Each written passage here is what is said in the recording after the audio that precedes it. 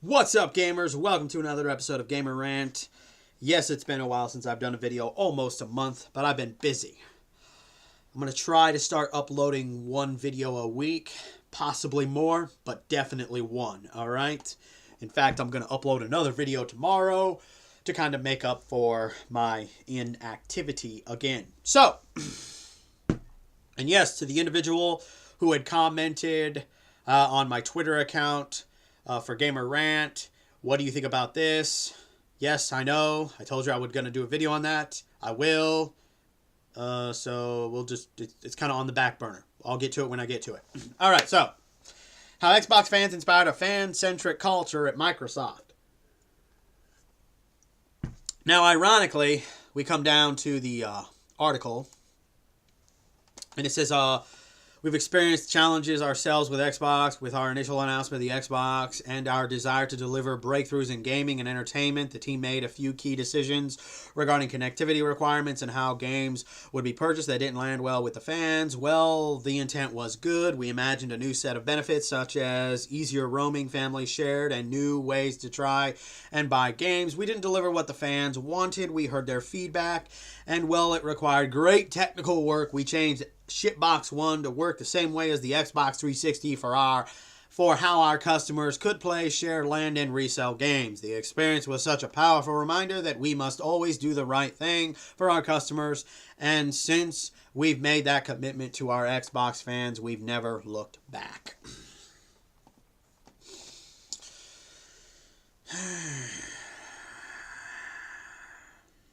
You know, why is it that when these articles appear, they always kind of dog down the actual issues? Besides the fact that they also mention issues in the article that weren't even issues when the Shitbox One was initially announced. All right. In fact, everything that was being talked about in a negative way when Microsoft decided to retract it, all right? They also did that with a bunch of features that nobody was fucking talking or complaining about. It was almost as if they decided to do it just to say fuck you to the gamers. You know, we're going to get rid of these features, so fuck you, gamers. You're going to make us get rid of all these other cool features, you know, that we thought were cool. We're going to get rid of these cool features that you weren't complaining about, so fuck you. Let's destroy how apparently Microsoft still doesn't do it right.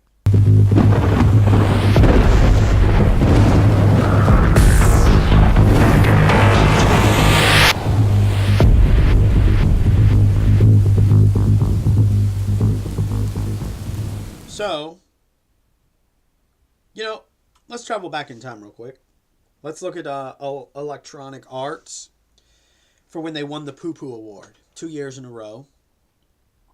It was a time within their business, their careers, that instead of owning up to the mistakes that gamers felt was wrong at the time with Electronic Arts, they made excuses. They put the blame on gamers. They also tried to say that other companies that were in the little poll should have won as opposed to them, and all kinds of things. And it was really, honestly, a constant reminder of just how Electronic Arts doesn't really care about the quality of their products or what their consumers honestly feel or think about them as a whole. And I think that was a big reality check for a lot of Electronic Arts fans at the time, when, especially, you know, ones that had issues with things that they were doing as a whole. And then basically when they won the Poo Poo Award, it was more of a slap in the face to consumers and gamers that, hey, fuck you. Who really cares what you think? You know, the only reason why you're complaining is because you're mad about the Mass Effect 3 ending, blah, blah, blah, blah, blah. or mad about other issues in other games that Electronic Arts was a part of or, worked on. It was a moment where a lot of Electronic Arts fans found out that Electronic Arts doesn't really care about them in any facet that thereof. We then jump to other examples. Capcom. All right, Capcom had huge controversy back in the day for dislock content. All right. And even then, they tried to make excuses for why it was there, even coming out and saying that there's no difference between dislock content and downloadable content. They basically tried to iterate that they were one in the same, which obviously, by definition of the words, totally not the same. And that was another moment where gamers really started to look at Capcom in a different light. And I think it was a huge wake-up call for fans of Capcom within of itself. We even jumped to like Konami and the controversy that surrounded them, a few years ago. And once again, another company that shows that they honestly don't care about their consumers. They don't care about the quality of their games or anything of that nature. And it was another wake-up call to gamers. And of course, the Shitbox One, when it was announced, was also a wake-up call that, hey, you know what? Not only can a developer decide to try to fuck you in the ass, but a console manufacturer has no problem trying to fuck you in the ass either. And it was once again another wake-up call for gamers and even fans of Xbox. And it, you look at this in that kind of perspective, that you have all these examples of gaming companies that have done something wrong, and they've made excuses why they do it. They put the blame on gamers, and so on and such forth. In fact, I forget what company it was. I forget what fucking game it was, but there was a game that came out, I don't know, maybe we'll say 4 or 5 years ago, somewhere within that time frame. And the game bombed. It didn't do very well. And the company, it was one of the big companies, I just can't remember which one it was, actually tried to put the blame on all the gamers. That's why the game didn't sell well, because of gamers. And ironically, we've actually seen this quite a few times where something is wrong within a gaming company and they try to put the blame on the gamers, or they try to put the blame somewhere else. Happens a lot.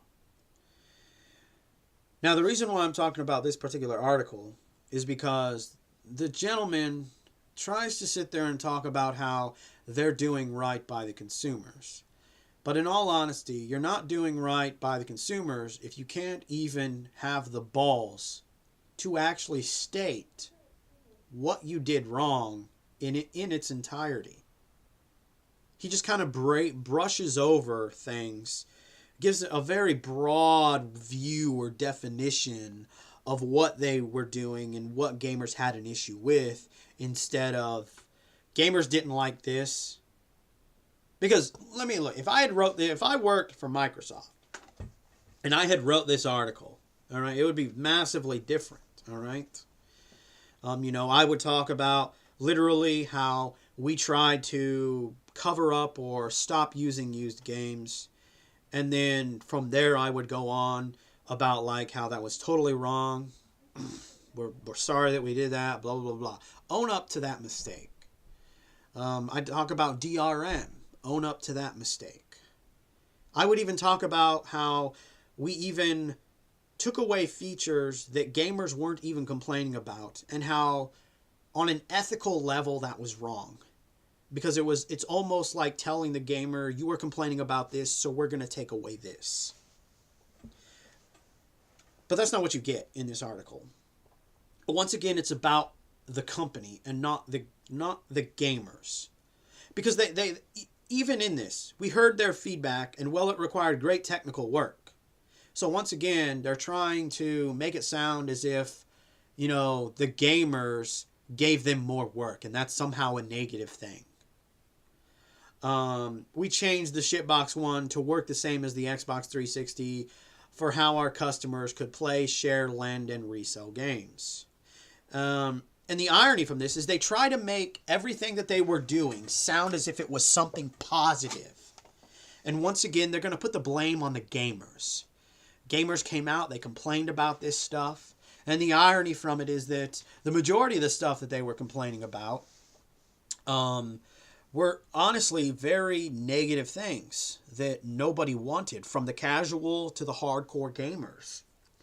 But somehow, during that, because I also did a video about this when Microsoft announced that, oh hey, we're gonna retract this, we're not gonna do this, but unfortunately you're not gonna get these features either. And ironically, all of the features that they claimed that we weren't gonna get were features that ironically weren't even complained about whatsoever. And it felt more like, from my personal experience, and I think other gamers' experience, not every gamer, is that was like a fuck you to the gamers. Like, well, if you're going to complain about this, you don't get this, all right? You know, we're not going to reward you for, bitching or complaining about something that we felt was right, when in reality it wasn't.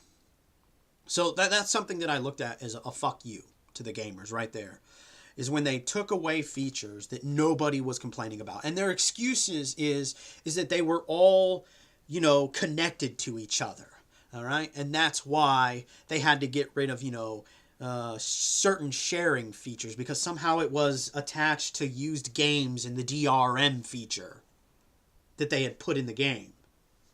I mean, in the machine. Which is a load of bullshit. All right? Total load of bullshit. Because I'm going to tell you sitting here right now, all right? It isn't that hard to piss off a consumer, but it's also not that hard to win them back. And if you're going to sit here and use the excuse that the Shitbox One had issues, so you had to take away all these other features because they were connected to the features that gamers were actually had thoughts and concerns with and didn't want or need or like, instead of taking the time to fix it so that the features that they weren't complaining about could still be a part of the machine, instead of doing that, it's pretty much like a fuck you to the gamers, and we're going to take those away because we're too lazy to actually take the time to fix this properly. We jumped to Hello Games and the launch of No Man's Sky. Huge controversy within of itself. And once again, a company that, for whatever reason, doesn't even have the cojones to come out and apologize for all of the mistakes that they made with that game. And ironically, I had just, found out quite like a couple months ago that, they had released an update that added a variety of new features to the game. And ironically, I'm going online and I'm reading comments about articles that were talking about it. And you had people that were complaining at one time about No Man's Sky. And all of a sudden, gamers were like, I might have to check this out. And it's like, okay, but why would you continue to support them? I mean, this is a company that didn't even come out and apologize for the mistakes and the lies that they told in any facet that thereof. And to me, fixing the problem, which technically they didn't fix the problem, they just added features to the game. That's all they really did. They didn't actually fix the problem or the promises that were going to be made to the game for gamers. But somehow those features that they added are cool, so now you're going to start sucking their dick. That's pretty much how I see it. And I think that's one reason why these companies do what they do. When they do something negative, they don't fully own up to it. They don't fully apologize about it. As in this article I'm reading, they don't fully admit to all of the mistakes that they made. And they try to play it out as if somehow it's the gamer's fault. And it's ironically just, sad within of itself that gamers will be immediately jumping back on the bandwagon of sucking that corporate dick instead of looking at it in the perspective that what they're doing isn't really a win-win for me, or gaming as a whole, or gamers, future generations, etc. Because if you want to do right by the consumers, do right by the consumers. But don't make excuses when you're called out on your bullshit. Because we've seen companies do this time and time again. Make excuses when they're called out on their bullshit. Sometimes they won't even make excuses. Looking at you, Hello Games and Sean Murray. I mean, at least with these corporate fucks, they at least come out and make some kind of bullshit excuse. You guys are just fucking silent. You don't even... That to me is way worse than these corporate dicks who try to shade over the bullshit. You don't even try to shade over the bullshit. You're just like, we're just gonna be silent about this.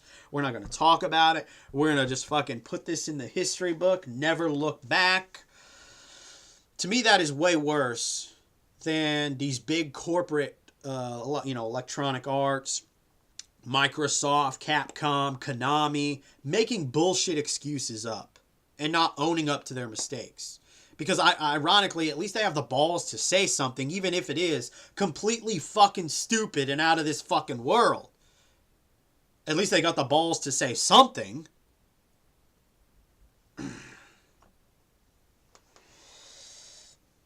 So, when it comes to this article, I don't look at it as something cool or righteous. I just look at it as more excuses, because they're not fully admitting all the problems that the Xbox One have. They kind of brush over it. It's like they don't want to say what was wrong with it because somehow it's going to be negative again. And then they also talk about features that they themselves took away that gamers weren't even complaining about. And to me, the reason why they did that was a fuck you. If you're going to complain about this, we're not fucking giving you this, so fuck you. And in this article, they're basically trying to make it sound as if gamers were complaining about features that gamers weren't complaining about. So you know what? Microsoft doesn't get no praise. And in all honesty, I didn't give them praise when they fucking changed their shit. I still continue to call it the Shitbox One. Not because I'm a PlayStation fanboy, Nintendo fanboy, PC fanboy. Because I choose to remind gamers that guess what? Microsoft does not have your back. Doesn't matter what the fuck they say. They don't got your back. The only thing they got is the money in their pockets. So how far are you willing to go to suck their corporate dick every time they come and whisper sweet little words in your ears in a fucking article, on a fucking video, whatever the case may be? You see, all I want is a game company that admits when they were wrong, tries to work with the consumers when there's a problem. Electronic Arts. Could you imagine if Electronic Arts, when they won the Poo Poo Award, they actually tried to work with gamers? Okay, even if they would have stated, we don't fully agree with winning this, but that isn't the point. We're going to try to work with gamers to try to fix the problems that they feel is wrong with our company. But you didn't even get that. Every company that has ever had a big issue, yeah. Anyway, I hope you enjoyed this video in some fashion or form. And remember, gamers, if you're not voicing your thoughts and concerns about the bullshit when these corporate people try to fluff up or make themselves look like the innocent little person, you just might be a part of the motherfucking problem. Tactical nuke incoming!